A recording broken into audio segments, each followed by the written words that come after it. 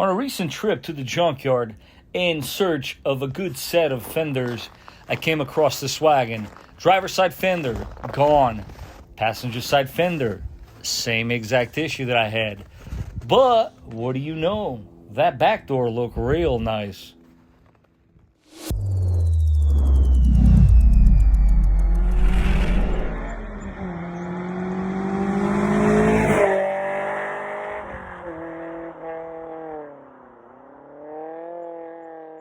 The lives and the struggles of a Volkswagen owner.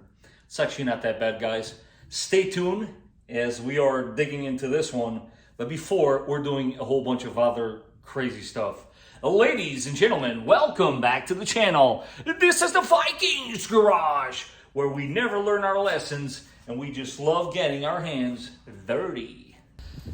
All right, before I start going ahead and going crazy swapping this rear door, which, by the way, for those that don't know, the back doors on these Jettas, if it is a wagon, it is different for obvious reasons. Now, the door in question here is the one on the passenger side. Super easy job to do, but apparently this is not something that most people are usually doing. Do you see the crease? This is exactly the reason why I'm going to go ahead and replace the door. Yes, it's got a big scratch, but that's really not the concern I had. It was mostly the crease. I got a quote to get that crease out, and the guarantee was zero, that it would disappear completely, for $150. So the door you guys saw in the garage cost me $60. So there you have it. What are we going to need? Very easy. I brought from work a bunch of triple squares. Triple square is, in the Volkswagen world, a tool that they use, and a number we're looking for here is 10, because this is all we're going to be taking out. Now, this one's going to be a little tricky. I would normally not take it out from these 2 points, because the hinges need to stay in the car. That'll make sense to you in a second, because our door does not come with hinges. Those were left in the car because we took them out here. But also, these are triple square, and take a wild guess whose tool is not going to fit there. So, that all being said and out of the way, let's go ahead and take these two guys out, and then once the door is out of the vehicle, we'll go ahead and swap the hinges. But first, there's a little bit of prep work that must be done. So check it out. I'm going to show you exactly what you should do if you find yourself in this predicament. Yeah, not to worry, I'm still chasing some fenders. If anybody out there has reflex silver fenders for a Mark IV Volkswagen Jetta, please, wagon or not, I will take them, both sides. Now that I have showed you guys the hinge part, here's the door in question. As you guys can obviously see, it does not come with hinges. Guys, these engineers of Volkswagen made this pretty easy. There's literally two connectors that you got to unplug, and that's basically it. Two connectors, two hinges, and bam, the whole door comes out, new one goes in. But let me show you what you should be doing to make your life easier when it comes to removing this door and thereafter for installation. So I found something that is similar height to the gap between the door and the floor, because what you want to do is you want that door to rest somewhere, and that way it'll make this a breeze. So first things first, grab yourself the trim tools. We're going to go ahead, pop this boot away, and unplug those two connectors. And once you've done exactly that, this is what you're looking at. You basically right now want to pop these connectors away from that assembly so that you can unclip them from the actual connector that's sitting back there. And with this part now separated, we're going to go ahead and focus our attention on the other side. I think it goes without saying, leverage here is key. Do whatever you feel is more comfortable for you. Of course, damaging this door is not very important, but you want to be cautious with the surrounding areas. But it's fairly easy. Again, it's going to come out with the hinges, so you only have two bolts.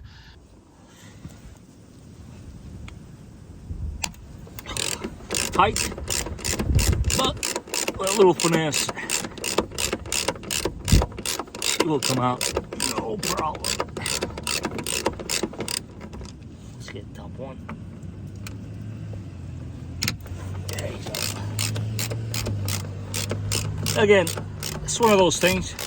Two people might be better, somebody holding the door on the other end, but I've actually done this by myself, and well, that's not quite gonna work so well because you have some screws from the inside out. Let me show you.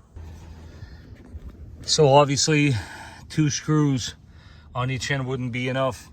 When you pay close attention, that's the end of one, and the bottom has the same story, which means we got to go from the inside and get to those screws now.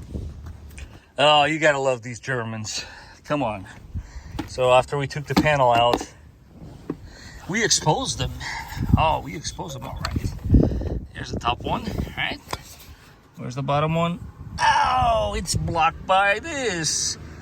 Welcome to the life of an automotive technician. Now, we gotta take this out too in order to get to that one. This is very, very entertaining, isn't it? So the size in question here to remove this seatbelt assembly will be a 17. So let's go ahead, take that off, and then we will finally have those 2 screws exposed. And voila, as they would say, there's your top one and the bottom one now exposed. This is when a friend would be very nice to hold the door on the other end.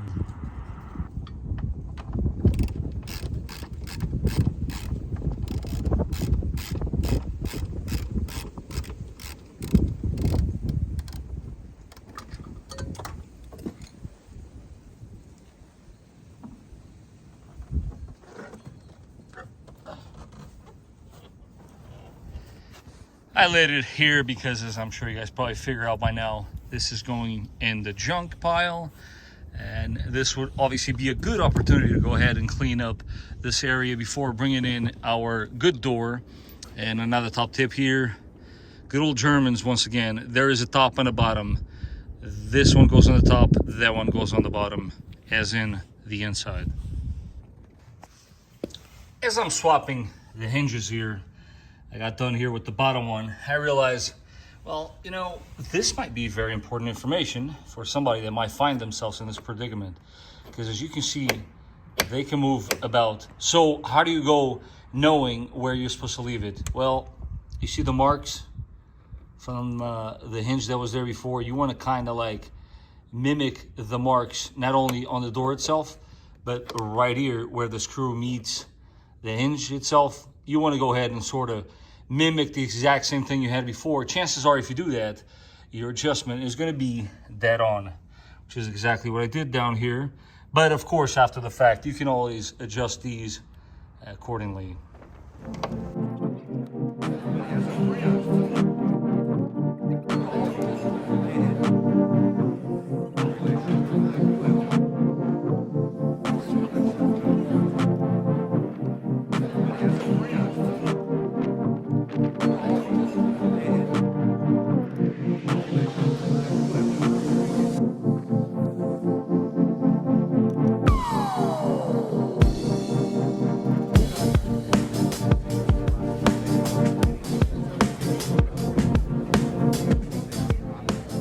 Quick pro tip here, guys, is you leave the inside screws, the ones you can't see, loose, like, you know, very close but loose.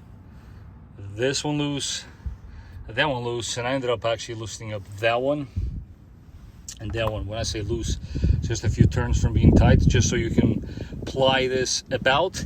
And what you do is very gently you close the door so that you put it in a level which you're comfortable with. Once it is in that position, then you go ahead and torque these down, and then everything is said and done correctly, your door should be able to close no problem. And that, my friends, is how you change and don't fall on the old door. A door on a Volkswagen Jetta. Now I have the daunting task of getting rid of some of this pinstriping because, well, here, let's get rid of that. Maybe we could just, I mean, can you even tell? She's got a little character. Most importantly, though, what do we think? from the before and after. And last but not least, before you discard of the whole door, do of course make sure that everything is working. Windows working, and I already tested out the lock. That one is working as well. Now, some of you might recognize the fact that this wagon is no longer sitting the way it once did. Why? Guys, the ride was extremely uncomfortable, so I brought it back to OEM specifications, and it was basically just swapping some parts around that were clearly very much in need of replacement.